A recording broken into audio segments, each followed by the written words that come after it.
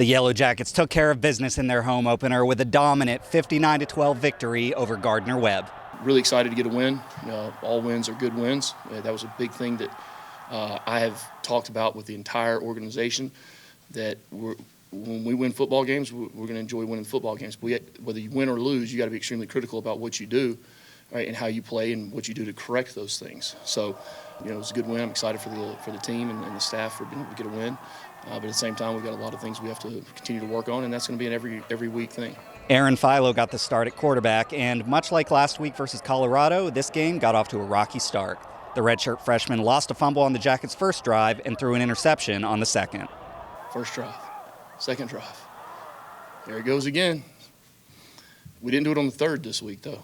But look, Aaron came off the field after the second turnover when he threw the interception. I said, "Hey, man," I said, "congratulations." I said, "You got him out of you now." And, I said, "Shake it off." I said, "Don't think about it. You got to play the next play." And, then he throws a touchdown to, I think it was Isaiah on the next drive. Offense was out there, and he came over and he said, "That's the way I can play football." I said, "Yeah, exactly. You just got to go do it." It was a bad start.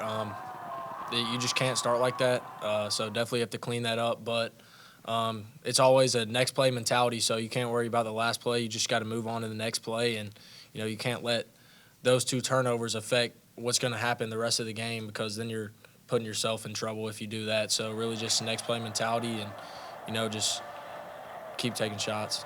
Next Saturday, Georgia Tech will face its biggest test of the season, welcoming in number 8 ranked Clemson for an ACC showdown on the Flats.